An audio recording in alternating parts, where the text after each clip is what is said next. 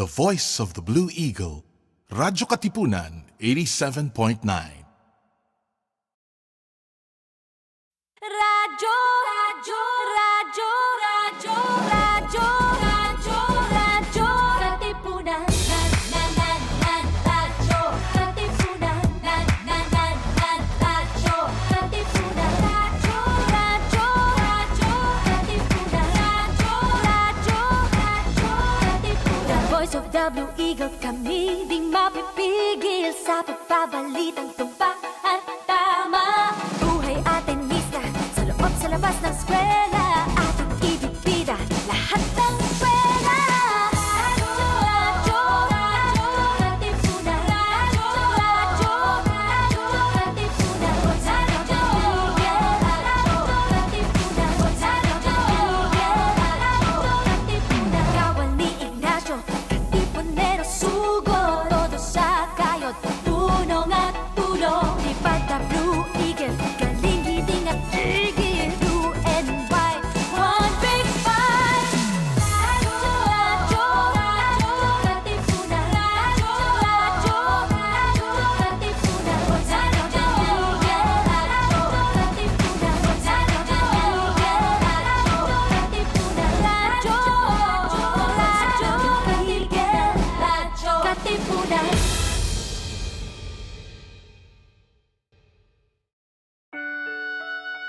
The Jesuit Hour.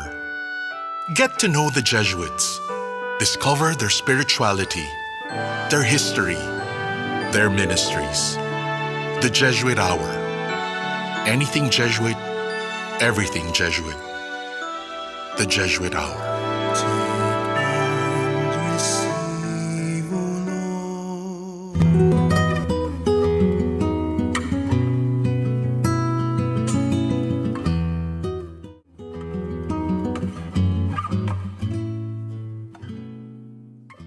Magandang umaga mga Katipuneros. Good morning po sa inyong lahat. Welcome to our show here at Radyo Katipunan 87.9 FM, the Ateneo Campus Radio. This is the Jesuit Hour and I'm your host, Father Nono Alfonso, SJ.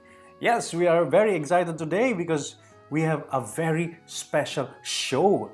Yes, today here at the Jesuit Hour, we are launching a new book. Signs of the Times. Ayan, Our World Through the Lens of Vatican II.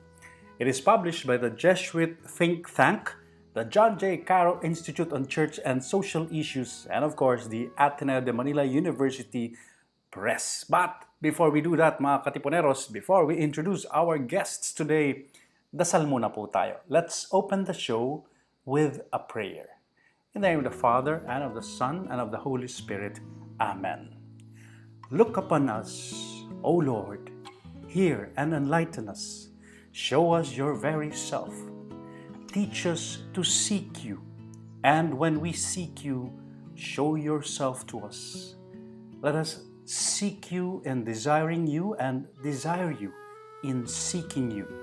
Let us find you by loving you and love you in finding you. Amen. In the name of the Father, and of the Son, and of the Holy Spirit. Amen. Ayun po. That prayer is, of course, Saint Anselm's, one of our favorite philosopher saints. I remember in college, we were told in our philosophy classes that our faith is intelligible, rational, reasonable, nux. It is a faith that seeks understanding. That's Saint Anselm. And how apt, how appropriate, because today we will be talking about one of the great turning points in the history of the Catholic Church, the Second Vatican Council, or Vatican II for short, which is of course the subject matter of the book we are launching today. Just to give you an idea, here is a short clip about the book.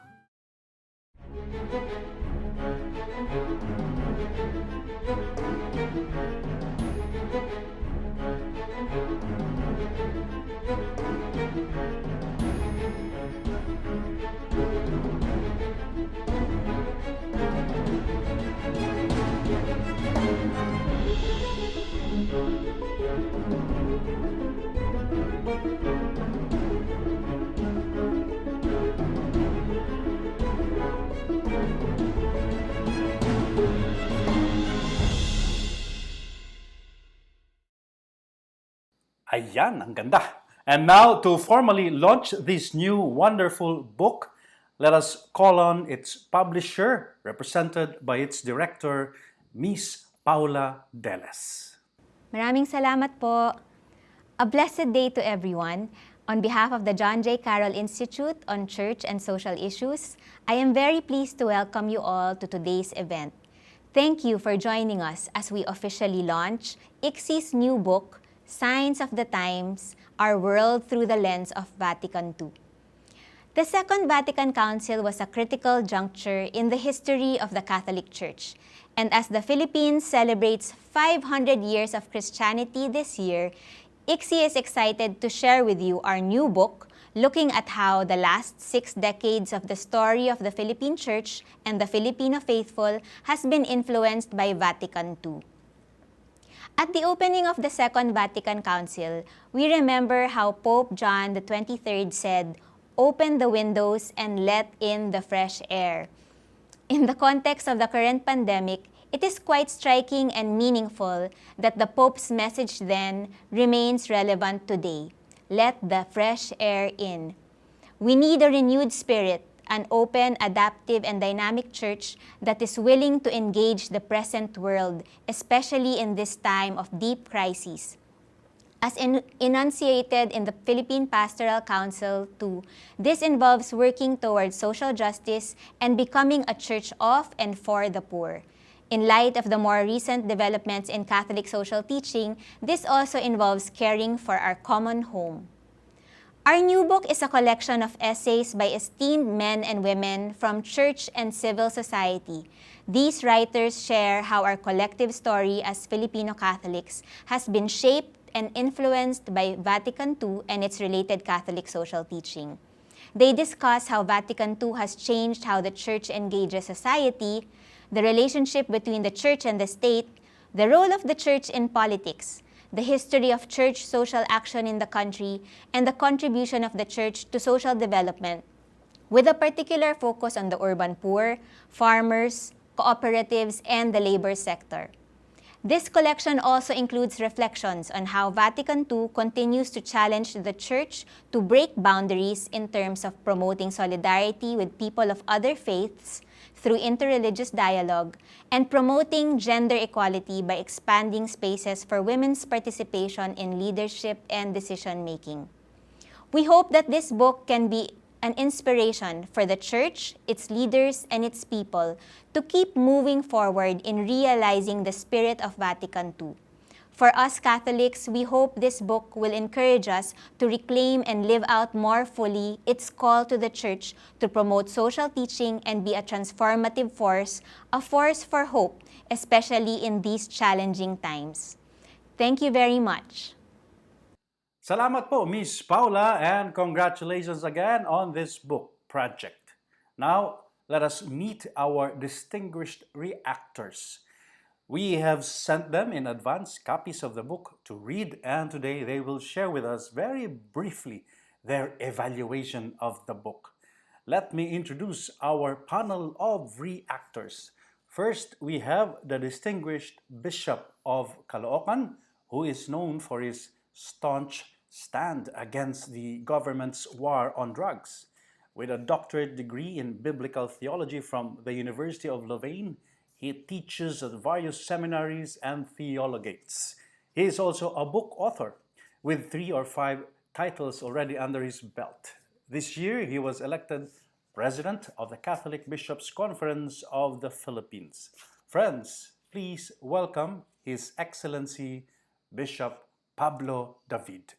Thank you very much for inviting me to comment on this wonderful collection of articles entitled Signs of the Times, Our World Through the Lens of Vatican II. Grabe, mga VIP po ang kasama natin ngayon. Nakakalula. Moving on, our next reactor is highly respected in the social development circle as well as in the academe. She is professor at the Department of Sociology and Anthropology here at Ateneo de Manila University. She is also connected with the Institute on Philippine Culture, where at one time she was its director.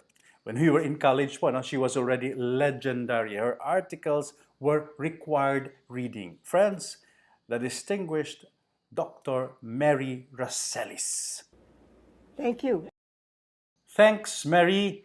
Good seeing you again here after our conference. Kailan nga ba yun? 2 weeks ago. And finally, completing our cast is a relatively fresh graduate from the Ateneo de Manila University. He has worked in NGOs since graduating and is currently the Advocacy and Information Management Officer of the Catholic Education Association of the Philippines, or CEAP. Please give a round of digital applause to our youth representative, Mr. Karlo Abadines. Thank you for this opportunity. Thanks everyone for being part of the panel. We would have wanted to do this, of course, live in a studio or in a conference hall, but with the ECQ and the pandemic, we can only do it online or digitally. Shall we begin? Excited na po ako. Let us ask then our first question, which is, why read this book? I guess we have to start there. Bakit nga ba kailangang basahin itong librong ito? What do you think is the importance or significance of this book to the youth, to this generation? Sinong unahin natin? Yes, ladies first. Yes, Mary? I think the book brings out, in many, many ways, because of the different experiences that are expressed by the different authors, it brings out in many ways what happened in all of those 50 years, or more, since Vatican II. So as a kind of a historical record of what has been the past, I think it's a very important addition to our knowledge. I only wish that there had been maybe somebody who is not squarely in the church setting, the loyal opposition, you might say, those who might have taken another look to say, there are other views of this, but maybe book 2. Yep. It indeed provides a glimpse of church history. Your turn, Karlo. Same question. All right. I think when I was reading through the book, the first thing that struck me, and I was reading the stories, I think it really serves as an inspiration. Just reading the stories actually of those who've gone before, who moved, because of their faith, who acted and protected the marginalized sectors. As I was listening, I was reading the stories. It really served as a sort of inspiration, for me. Understandably, when I was also reading it, I did come to realize how many people really know about Vatican II. How many young people in my generation actually know about the Catholic social teaching, and part of me was, when I was reading it, I felt partially jealous, like why was it so alive in the previous generation, right? In a sense, those who have gone, the ones who are older, they felt it, it's so real. And yet when I talk to young people now, people are leaving the church. People don't know the wealth of the richness of Vatican II and what it was calling young people to move towards, And I think that's why it's refreshing, right? Because once people read it, people begin to realize this is how the church should be, right?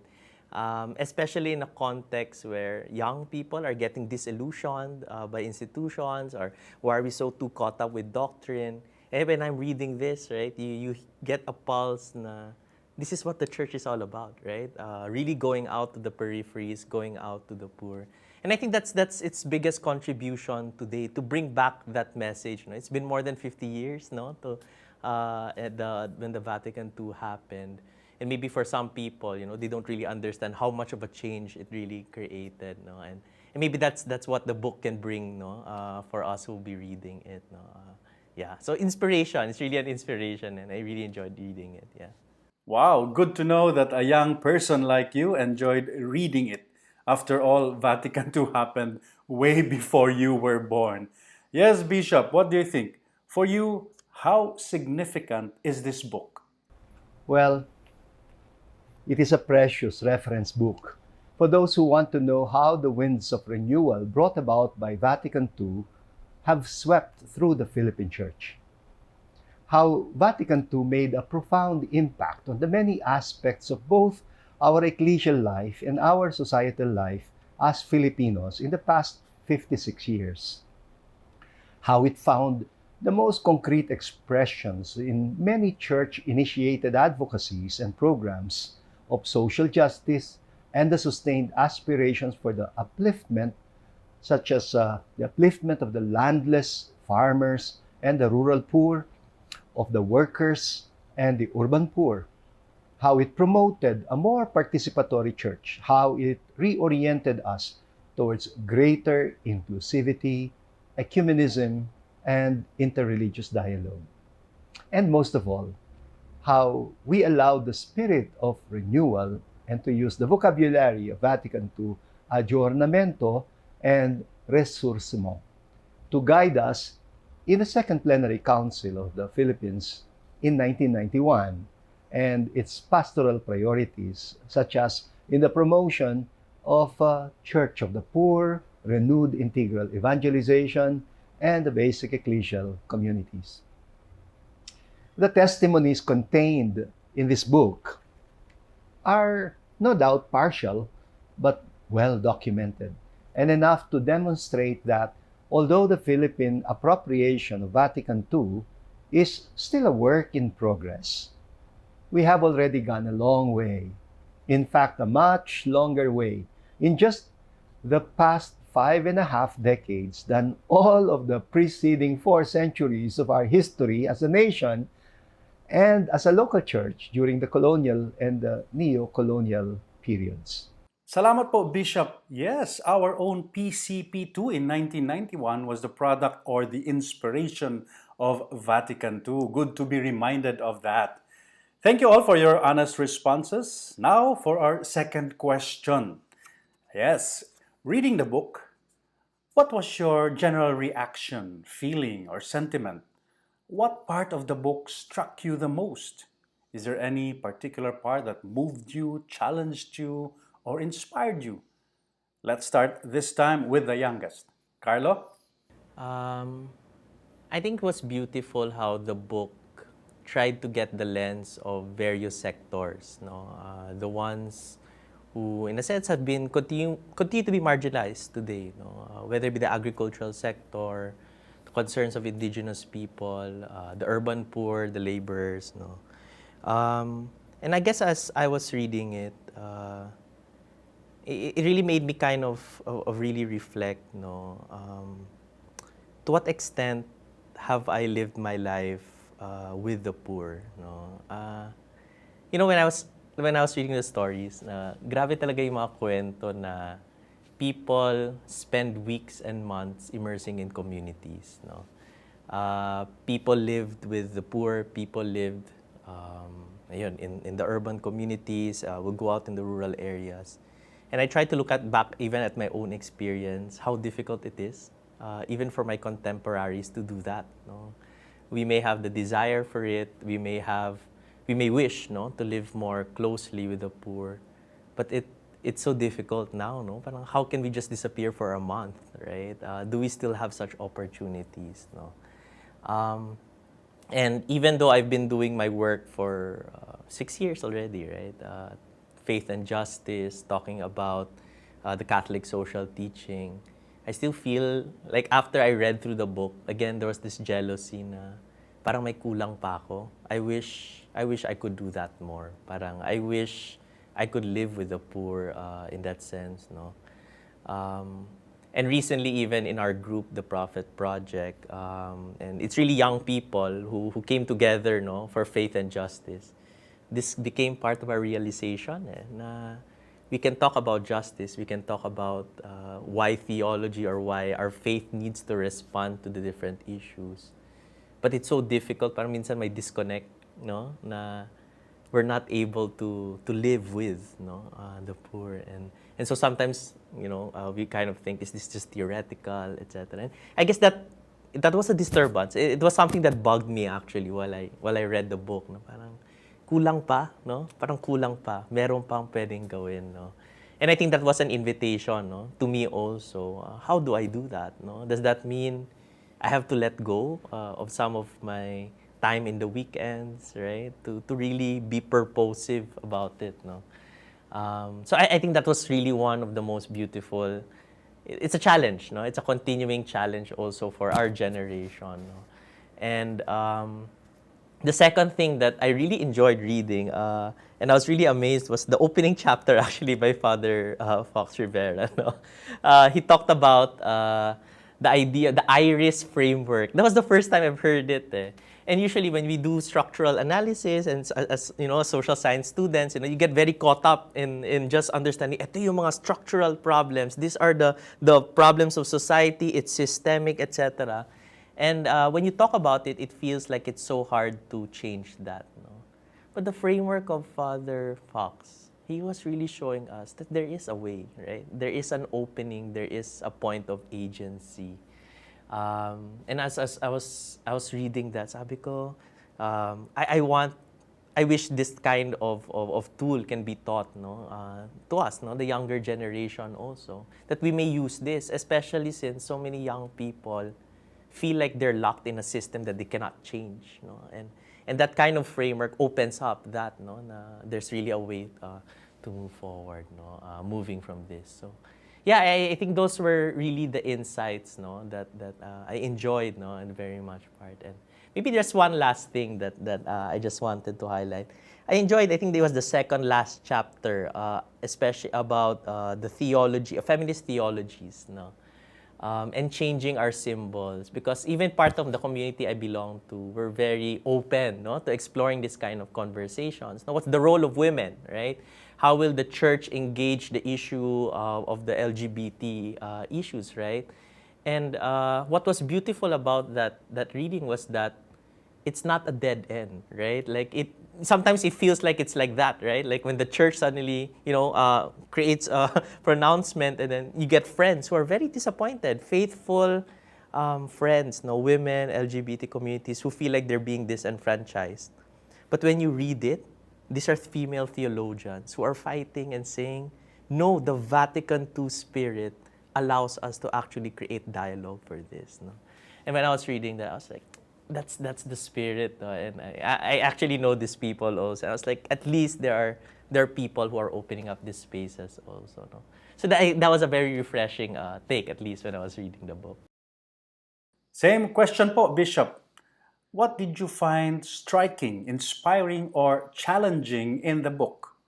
I was struck by the fact that the testimonies in the book belong to my generation and the generations before ours. Most particularly relevant for me were the articles on church and politics, social action, church involvement in agrarian reform, and the plight of the urban poor, as well as the article on women and their participation in societal and ecclesial life. I must say practically everything in it. I was most deeply struck by the realization that the Spirit had been silently at work in persons and programs that tended to be ostracized or viewed with suspicion at the start. I think, for example, of Father Walter Hogan, Father William Masterson, Jeremias Montemayor, etc. They make me think of the current trends, the various socio-political orientations and dynamics that are still currently at work within the Philippine Church, among bishops, the religious, and the laity. I think, for instance, of the directions that have been taken by various lay renewal movements that have boldly challenged the church hierarchy to outgrow its clericalistic, self-referential, and inward-looking tendencies, to use the vocabulary of Pope Francis, including the strongly patriarchal and androcentric, or sometimes even sexist biases within the church, such as in terms of gender issues. I see them now in continuity with the directions that the post-conciliar pontiffs have taken, but most especially those that had been prioritized by Pope Francis himself in his encyclicals and apostolic exhortations, as well as in his recent call for what he calls a greater synodality in the church. You know, of course, that we are preparing for a pre-synodal consultation.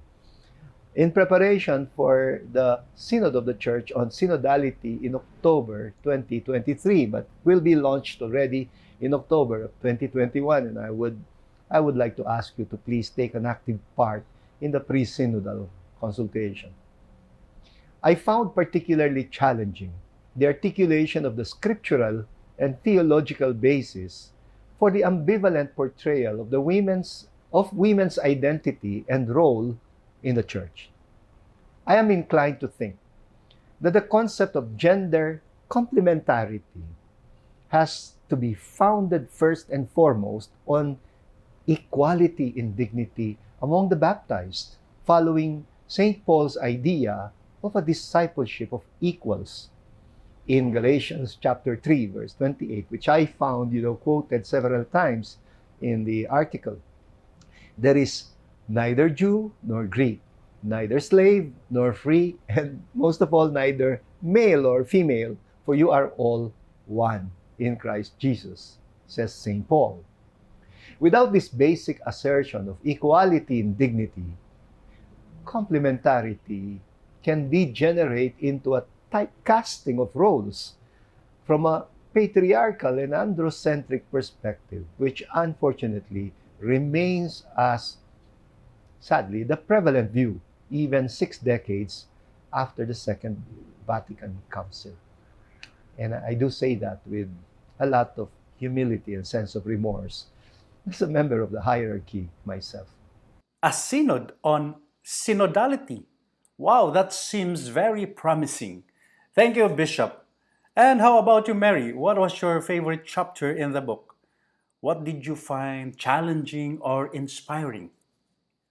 Yes, I'd have to say that it was Sister Audrey Wong's piece on labor organizing. And that's not because the others were not interesting, because all of them were interesting. All of them are interesting because I lived through that era with all of these people knowing the struggles being faced, right? I know the urban side very well, so Jean Carouse's piece reinforces many of the things we've been struggling for, pro and con vis-a-vis the church. The same with rural, because I've been very involved. But labor organizing was somewhat peripheral, I don't know quite why, but it was peripheral. So when I read her piece, I really learned a lot. And I guess that's the criterion I'm looking at. I know all of Father Ritchie, Dennis Murphy, I know all those stories, and I'm happy to have read them again from their perspective. But the only one I didn't really know was the labor organizing. And Sister Audrey really brought that out, I think, very well. And let me add, she's the only one that really talked about also women workers. That's one of my kind of issues with this book, is that none of the chapters really, bring out, when we talk about the urban poor, the rural poor, the co-ops poor, they don't bring out what was women's role in that. I think there are a couple of references to the RH problem, implied as women, but that was very, minor, never really focused on. Sister Audrey looks at workers, but then she says women workers have a different set of problems or issues than male workers, right? Although they have a common concern. So the fact that she brought that out even further enhanced my high regard for her portion. Yes, I like that article as well, Sister Wong's piece on labor. Great. I hope our viewers are able to follow. React lang po kayo. Please just message us on our Facebook and YouTube pages. Okay, let's continue. My next question is, do you agree or disagree with the analysis, sentiments of the book, or its specific chapters? Has the church really done enough for the marginalized sectors and to promote a faith that does justice? Bishop? Do I agree or disagree with the analysis, sentiments of the book, or its specific chapters? Well, I am very comfortable with the form that the book has adopted. It is very narrative in style, and I'm comfortable with that because I'm a storyteller myself. there is a constant reference to the see, judge, act method, a constant mention of the church's simultaneous sympathies and discomforts with either the right-leaning or left-leaning directions in social action, a critical use of ideological methods of analysis or social analysis, a recurring insistence on the breaking out of the church's institutional interests in order to effectively respond to what Vatican II calls the signs of the times, and hopefully to truly grow into a pro-poor church. Has the church really done enough for the marginalized sectors and to promote a faith that does justice? That's a quotation from the Synod on Evangelization. The church has certainly done a lot already in just the past few decades. Like I said, a lot more than she has actually done in the past several centuries before Second Vatican Council. But whether or not the church has done enough, I actually would prefer to leave that to the poor and the marginalized sectors of church and society at large to judge. I have become more conscious of the fact that our moral teachings on marriage, sexuality, and family life are mostly crafted from the perspective of male celibates, and that there is much left to be desired with regard to the openness of the church to listen to the actual day-to-day experiences of individuals, of couples, and families. Pope Francis has already initiated some bold moves in his Amoris Laetitia, despite the vehement reactions on the part of those who still accuse him of compromising the moral teachings of the Church, despite his obvious reticence and tendency to hold back on certain issues, including the issue about the women's roles in the Church. I realize how difficult it must be for Pope Francis to keep the Church united around Jesus' insistence on mercy, compassion, and redeeming love over moral righteousness and orthodoxy. Salamat po, Bishop. Very interesting points. Pwedeng isang episode po yan dito sa Jesuit Hour. Yes, Mary, your turn. Agree or disagree with the general assessment of the book on Vatican II? Well, I think I'd have to say one of the good things about the book for me was it did bring out all the things that church has been doing through, but largely through laity, which is fine. People, ordinary Filipinos of all levels, who, because they are Catholic or have that sense of faith, do what they do in the context of Catholic or Christian values. This is not to, diminish the role of the official church, but I think that's something to keep in mind as we read this book, that we say the church, and the thinking is often the clergy, the bishops, maybe the nuns, although the nuns always get short shrift. As the women who actually make this church work every day, the sisters, they get almost no recognition, even in this book, right? Except for some specific mentions. So what I see in the book is that it leaves out so many of the problems of a larger set, that because of the structure of the church.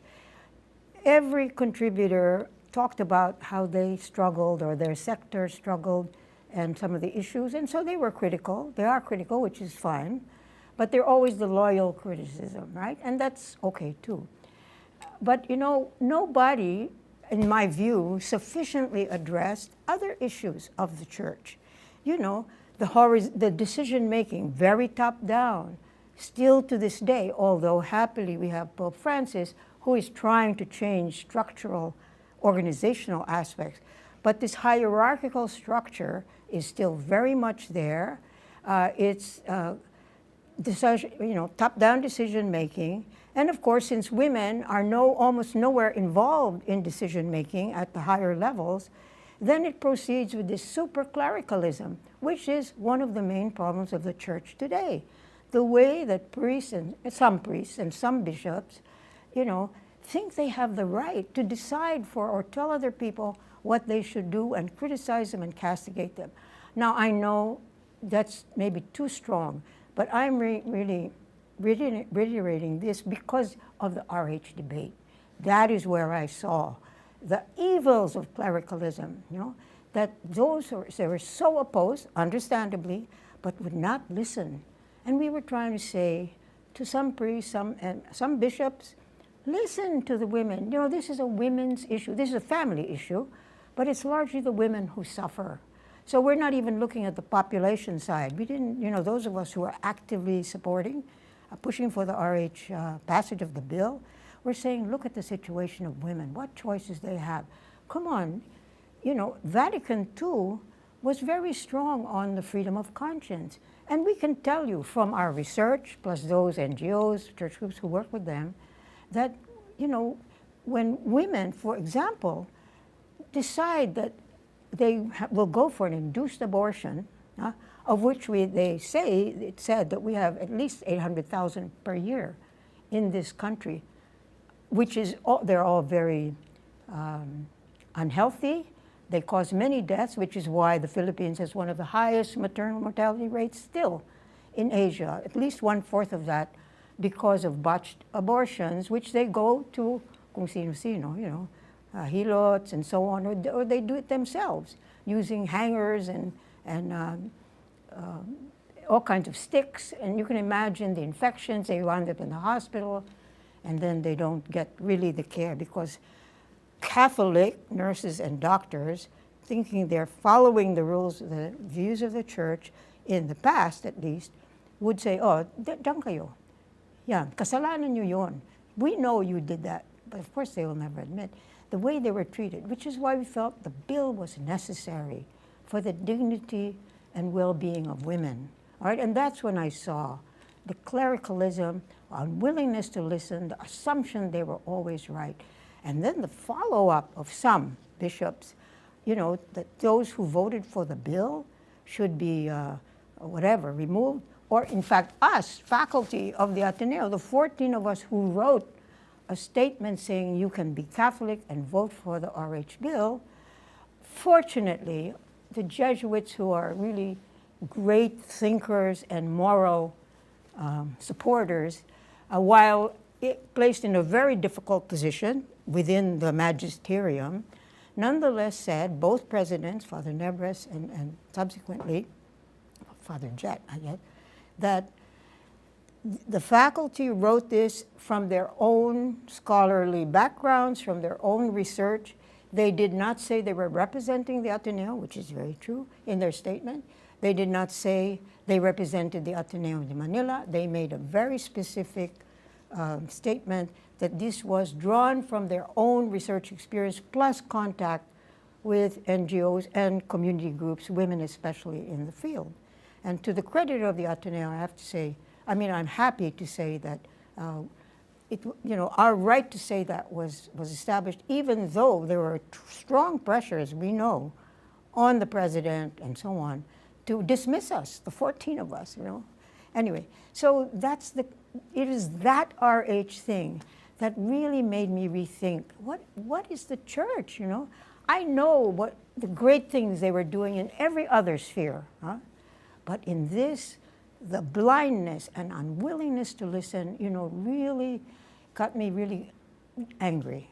And when you get angry inside, try not to, then you take steps to point out, try and point out where they have to move. And that has given me, I think, the ammunition, if you want to say, to keep going, to be critical, to be respectful of the church, certainly to promote the ideas of Jesus Christ, who was the original that we think would probably have voted for the bill if he were around, either if he is, but in person at this time, because of the principles there, okay?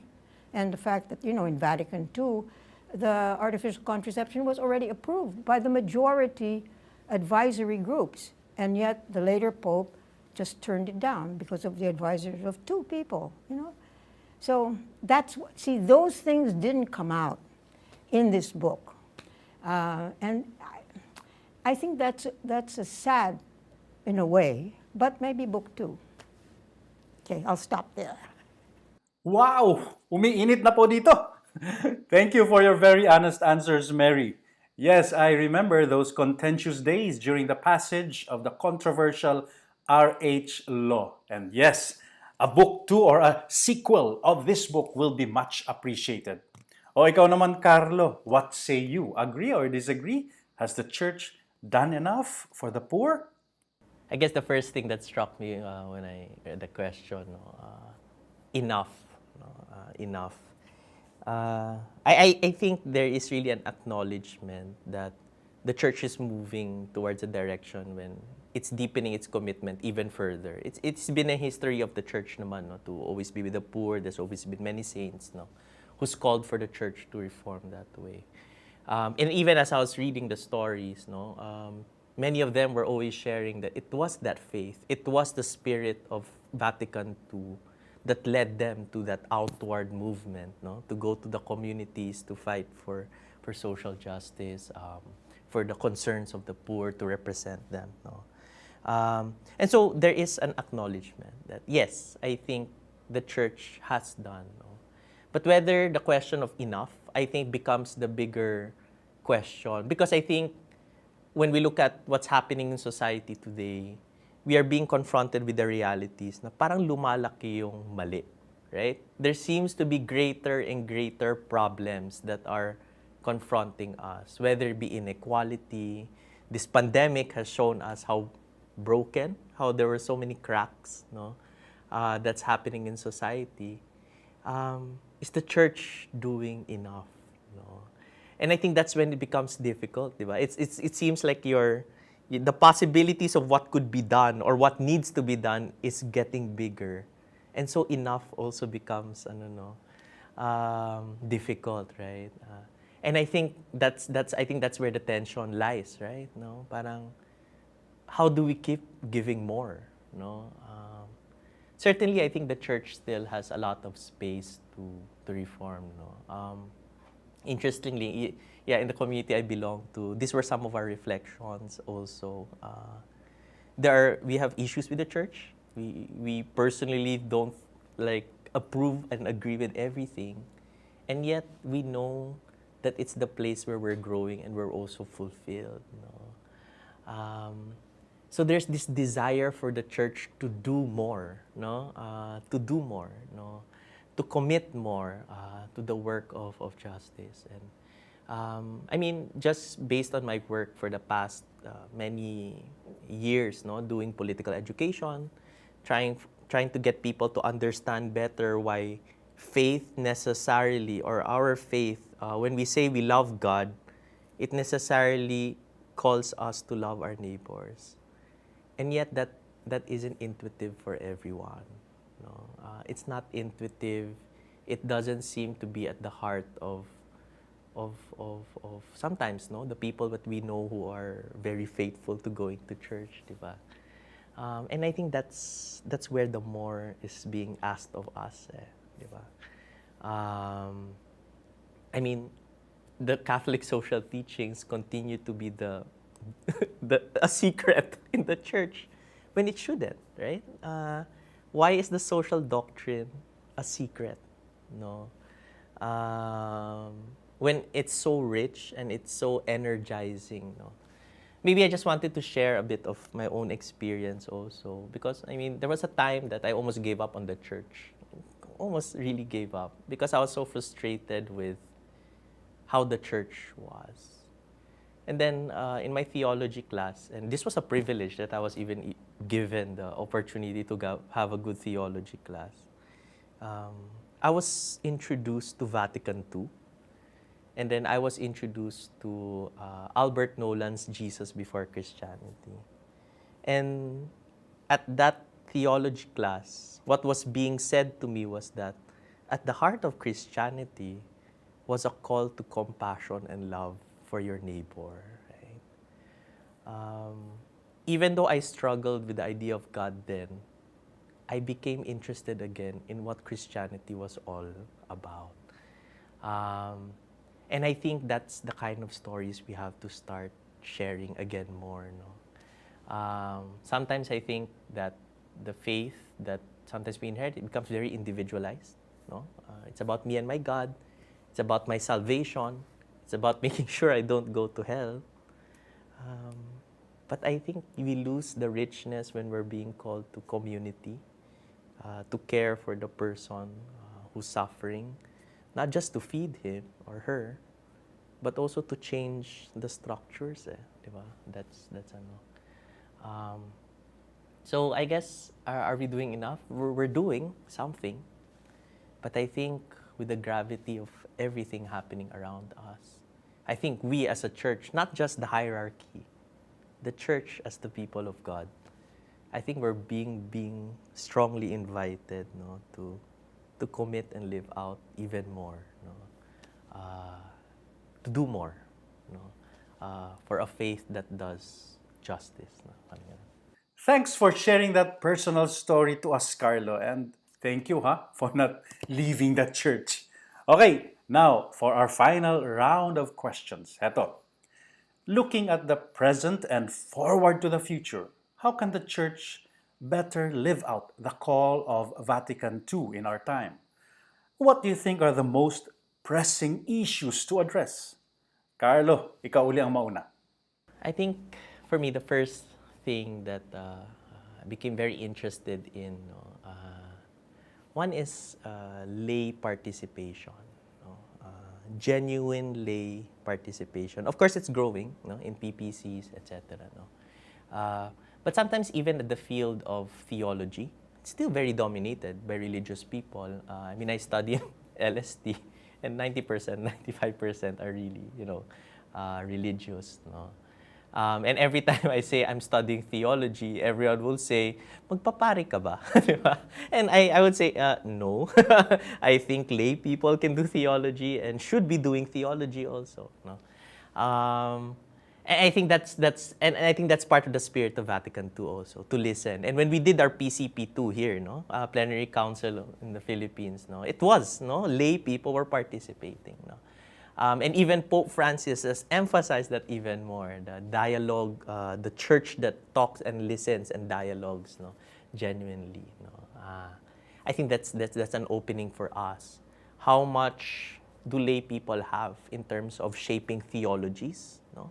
Our experiences that we face as lay people, that becomes part of the realities of theology. Diba? Hindi pwede maging static si theology. It has to be answering our concerns also as young people. So that's the first, I think. There's that, the promise of Vatican II that can still be deepened further. Second, I think is really an invitation to young people to understand this a bit more, Vatican II. As I was saying, I shared multiple times, in this sharing. I think the difficulty is that so many young people don't know Vatican II, right? We also don't know kasi the experience of what it was before Vatican II. So it's also very difficult. Like the church that we grew up with is, in a sense, the church post-Vatican II. But we know that there are still elements that is not Vatican II-ish, di ba? Parang kulang pa yung pagka-Vatican II ng simbahan ngayon, yung changes, what it was calling for. But maybe I think the same way that I think it inspired and moved me, the way that the words of Vatican II calling us to dialogue with the world courageously, I think that story needs to be told to young people. Because I think even though Vatican II happened, sometimes it feels like church is doctrinal. Church is so rules, And I think we have to confront the fact that young people are moving away, parang are disturbed by that, And so the invitation for that fresh air to really confront the questions, I think young people need to understand also, medyo karapatan natin yon in the spirit of Vatican II. As members of the church, we actually have the openness to discern these questions. Hindi siya parang set in stone. Of course, there are things that should be set in stone. But that dialogue, that wrestling with doubt, di ba? Parang, that is the spirit of Vatican II. It's okay not to know the answer, right? It's okay not to say that this is the truth, right? This is the absolute truth. Kasi, sa totoo naman, we have friends who completely have different beliefs from us. At sasabihin ko sa kanila, mali ka, ako lang yung totoo. Hindi yun yung spirito ng Vatican II. And I think that's the face of the church that I feel young people need to see also. Rather than the hierarchical, top-down, legalistic, it's the dialoguing church. It's the very relational church. It's the communitarian church. It's the church that goes back to who Jesus was and how he was relating to everyone. No? I think that's the church, that's the image of God that maybe the church needs to fight for more aggressively. No? I remember in some of my theo class, parang binabalikan nila, ano yung imahe ng Diyos sa isip natin? No?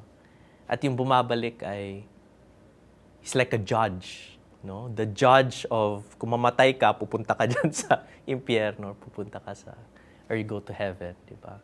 Or someone who punishes you if you do wrong, or someone you're afraid of when you sin, right? That's still the dominant image. And I would say, even for me, working in the Catholic Church, in Catholic educational institutions, I think that's still a dominant image. I have friends who come out of Catholic schools feeling guilt, di ba? Like they don't feel compassion and love out of their experience in the church. You know? Especially if they were LGBT, they feel like they've been judged completely, right?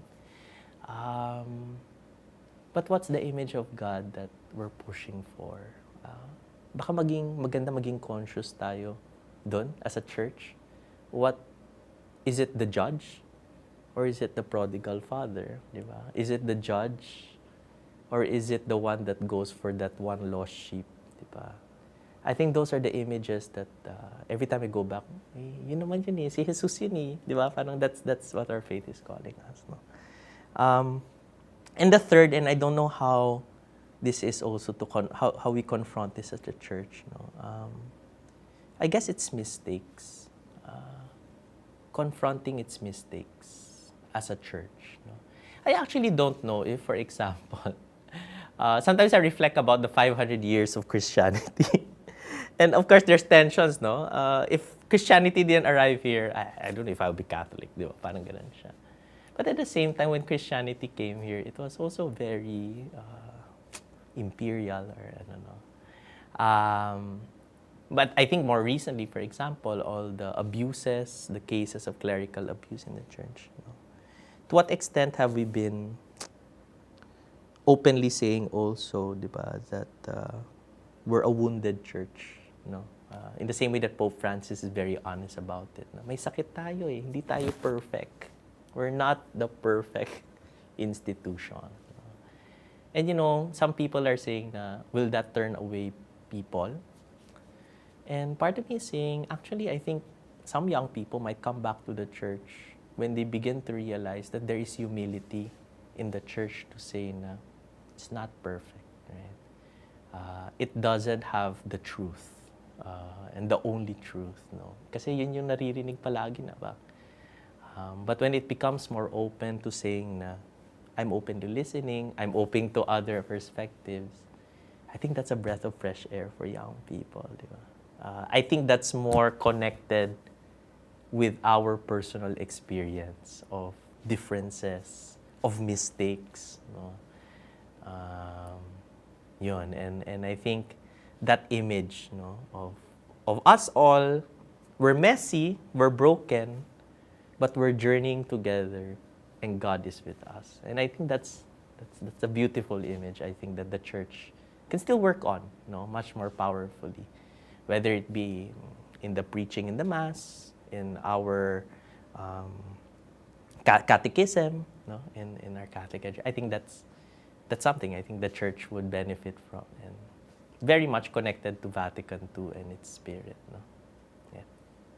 Alam mo, Karlo, ibibigay ko sa iyo ang number o contacts ng aming vocation promoter. Mukhang nasa mali ka yatang bukasyon.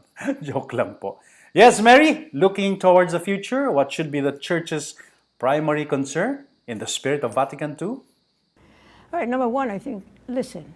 Listen to the laity. My goodness, not only that we're doing the actual work, which is the way it's supposed to be, that kind of partnership, but remember that notion of sensus fidelium? Hey, that's us, right? You have faith in us? Listen to us. Listen to our advice. You know, let's discuss. It's not that we're always right, but please, let us at least have a decent discussion as peers. So I would say that would be one. B, you know, I work a lot in urban slum communities, you know. Be there. There are so few priests, bishops. Once in a while they go when somebody wants a mass said, but you don't see the church as church represented there. You see wonderful nuns. The nuns are the ones who are doing all the work with the poor. And yet, you know, they're sort of there. They're the handmaidens. All right, so that's another part of what do we do now? To me, the church should pay attention to these wonderful theologians we have now. There was a great session just 3 days ago, I think, at the Ateneo of theologians, 2 women and 1 male, who were looking at feminist theology. And you know, generally that's a no-no if you're talking in general. But they showed that feminist theology is taking another look at the world, but at the Bible, and seeing how has it dealt with it. There are those who say, dismiss it, hopeless. You know, this church is hopeless. The Bible just shows you know, how women should be, which was nothing, handmaiden, etc. There are sort of sequences that these theologians pointed out. And they all concluded that where we are now is to look observation, you know, to a new theological learning process where the Bible reinforces, or, you know, you look at the Bible in another way. What was not said, what was implied, and in today's world, what does it mean now? I think the church has to do it because it's in terrible straits by and large. I mean, of course, we know North America, Europe, it's down, down, down. In Asia, it's still, you know, up. But imagine, we are the only Catholic country in Asia, except for Timor, small. And are we really leading in Asia? I don't think so. I mean, the way we are regarded, you would think being a Christian country, we have something else to say. And what is that? I mean, maybe that's where, not so much for, you know, converting Muslims, Buddhists, and Hindus, but, you know, the presence of the values that Christianity, and through the Catholic faith, has promoted, right? And so just finally, I guess, going back to the theology, looking at men and women, you know, unfortunately, our Pope Francis, whom I think all of us revere very highly, the one thing he hasn't grappled with, or at least he doesn't want to grapple with, is this gender issue. He still, you know, uses that gender complementarity. Women have their roles and men have their roles. Of course, they overlap. But the new theology, as I understand it, does not accept gender complementarity, but looks at people as wholes. So I think the church has a lot to learn in the next few years, and I hope they listen to people at all levels, you know, not just advanced theologians, not just social scientists like us, but get back to the grassroots, work with people.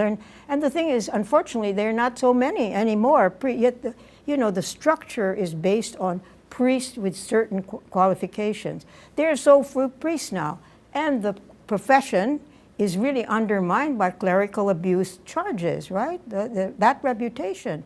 So come on, the church has to recognize, hey, why don't you bring in women to become priests? Because then we would have a church that is genuinely holistic in looking at men and women and families, and would bring great things.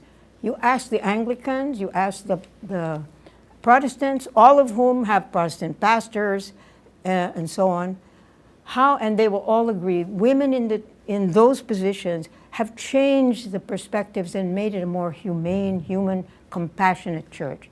So our church is missing out by stopping women, preventing them from top positions. And one day, you know, we should have a woman pope. I tell you, that would change the church and would make it really for people. And that's it.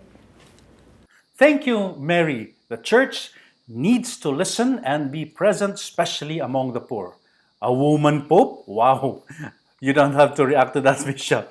Our final question, Bishop, is, of course, not only are you part of the church hierarchy here in the Philippines, but its very head, its president as well. So, sa tingin niyo po, ano yung dapat pagtuunan ng pansin ng simbahan? What should be the focus of the church in the coming years? Well, I think by heeding the call of Pope Francis to outgrow parochiality and clericalism in the church, by taking more seriously his challenge for us to make way for greater inclusivity and greater participation in the church, by empowering local churches to become more genuinely missionary, by weaning themselves out of self-referentiality towards reaching out to those in the peripheries, those in the margins of society.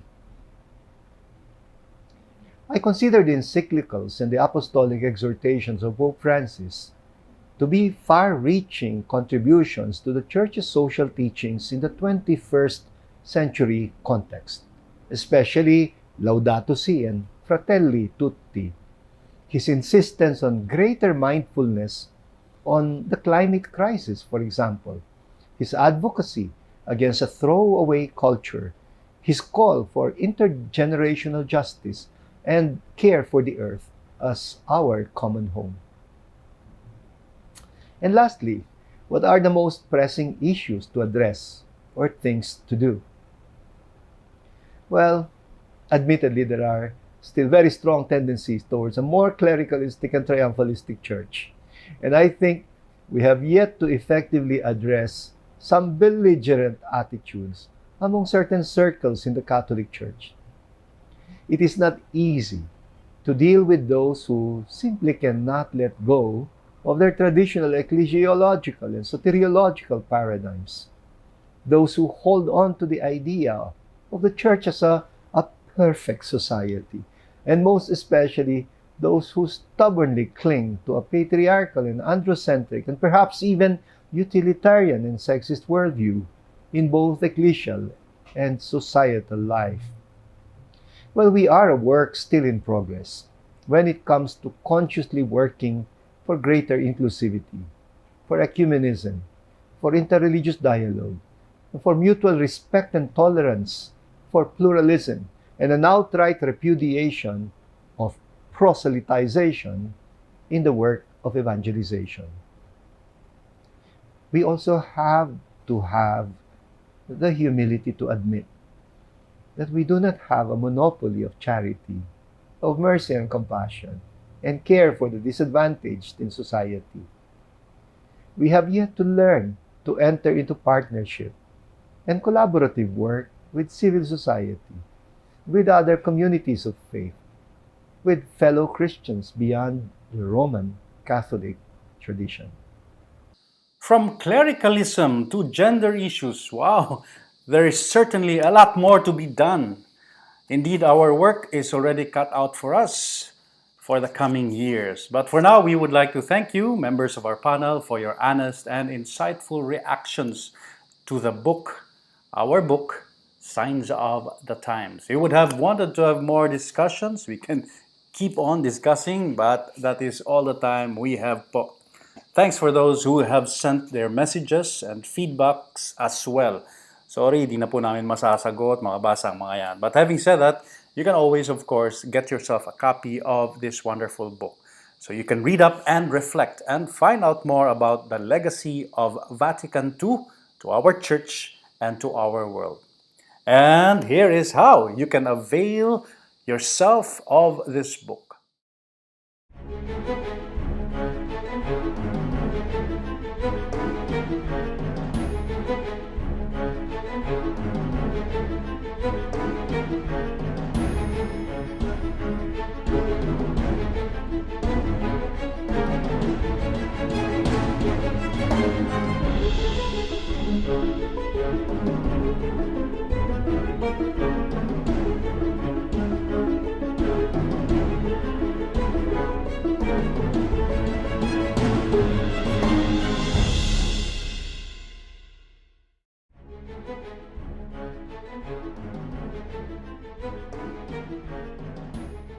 Ayan, parang awa nyo na po. Please, bili na po kayo.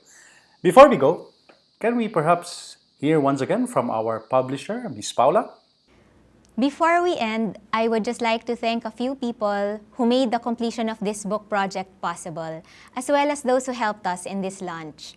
First of all, our writers, our book editors, Didith Mendoza Rivera and Ellen Dionisio, our publisher, the Ateneo de Manila University Press, our media partners, JESCOM and Radyo Katipunan, and our team at JJCICSI, and our panelists and reactors today, and all of you who joined us for this book launch. Maraming salamat po. Thanks, Paula. And with that, my dear friends, we say thank you for joining us today. Again, get yourself a copy of Signs of the Times, Our World Through the Lens of Vatican II. I promise it will be a good read, a good companion during this pandemic. That's it. Goodbye, everyone. See you next time. Be safe. Bye-bye po.